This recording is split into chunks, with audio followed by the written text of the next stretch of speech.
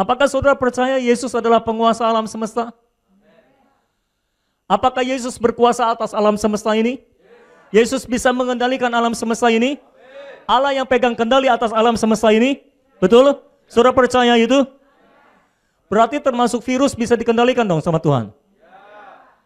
Betul nggak? Karena virus kan bagian dari alam ini. Apakah Yesus berkuasa atas virus? Apakah Yesus berkuasa atas alam?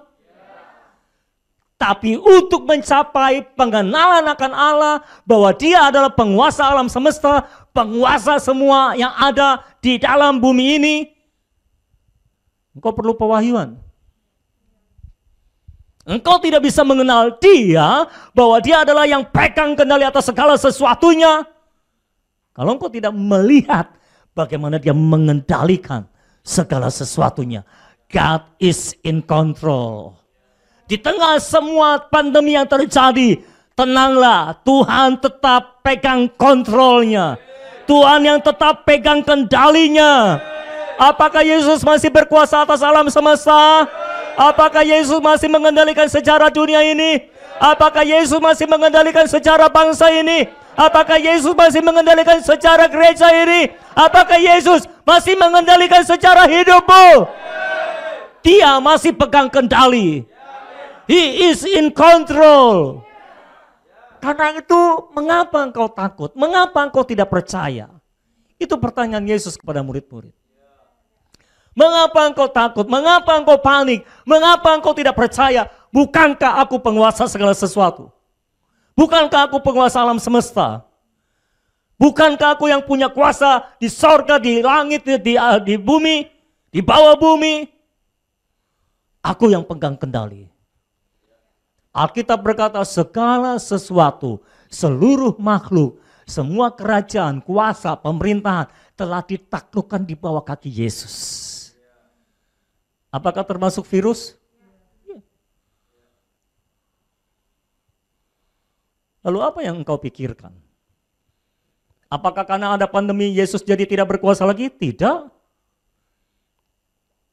Makanya saya berkata, jangan sampai situasi dan keadaan yang terjadi mengubah imanmu, mempengaruhi kepercayaanmu, dan engkau menggadaikan imanmu di pegadaian.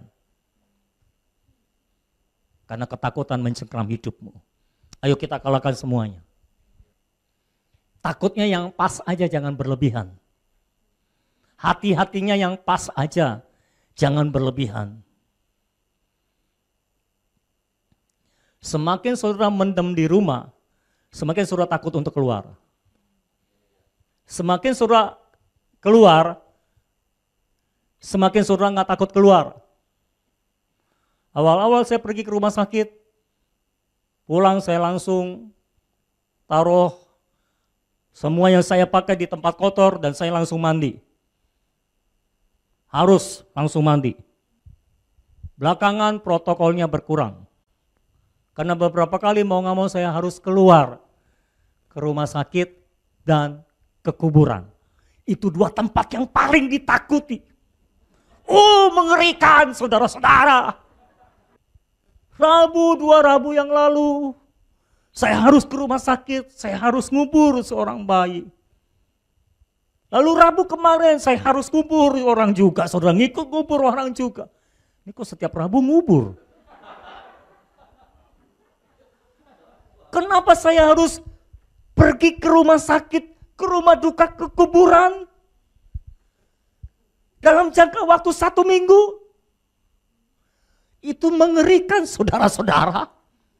Ketika saya pulang hampir saya nggak boleh masuk rumah. Karena dari rumah sakit, dari kuburan. Untung akhirnya saya bisa masuk rumah. Tapi saya merenung saudara, ini apa-apaan sih? Kok hidup kayak gini banget ya? Nggak enak banget sih. Namanya gembala.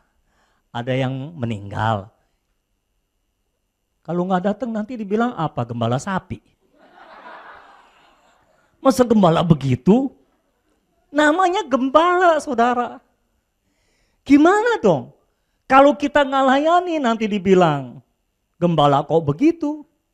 Mau nggak datang mikir saudara. Ayo kalau saudara jadi gembala, nggak datang. Ada yang bilang, lu berani amat. Ini bukan soal berani, harus. Wajib, masalahnya gembala. Kalau gembala susah saudara. Kita mau nggak datang, kita mikir, aduh, minimal kehadiran kita mungkin mendukung mereka gitu saudara ya. Mungkin akan menenangkan mereka. Walaupun saya nggak ngomong apa-apa, nggak kasih apa-apa, mungkin akan menolong mereka kehadiran kita.